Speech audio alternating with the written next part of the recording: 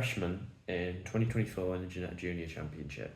So that meant that I had nothing to go off, no ability to drive a car. It was just sort of no knowledge and watching car videos and playing racing games that sort of got me into racing.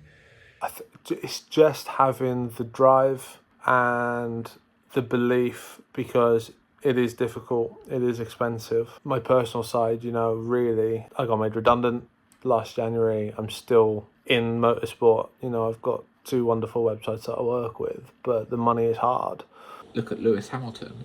When he was on the karting scene, he was starting to beat everyone, and people start talking. Oh, have you seen this kid? He's dominating, and the word starts to get around, and people start to know you, and then you might get lucky and get signed to a junior driver program like Lewis was, and well, we know what happened there. There's lots of different answers. Potentially one of the biggest is having to accept that there is a budgetary limitation to it.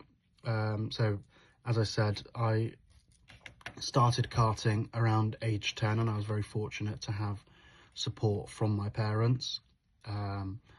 However, with the karting, I was stuck in the someone can always spend more than you thing, and so we were working to a budget, quite a strict budget, that I know that several competitors of mine were spending tenfold that across the season. My teammate in 2024 had much more capital to do testing, so he was faster at the start, but raw talent, you have to be able to keep up with those people. So that I would say is the main difficulties, was actually learning the car, learning how to do racing in essence. Obviously the big one is, as you say, finances, where it's just, if you are in a position where you're good enough to be sent to a race somewhere, not many races are local. Even in a national championship, like, it goes around the country, you've got to find accommodation and you've got to eat and you've got to drink. So it's always going to be a huge financial burden. Into adulthood, again, the same things apply, is having to manage and figure out what I need to spend more money on, and what I can cut back on, where I can make savings. So that's been tricky. It is finances, because had Lewis not been signed by McLaren,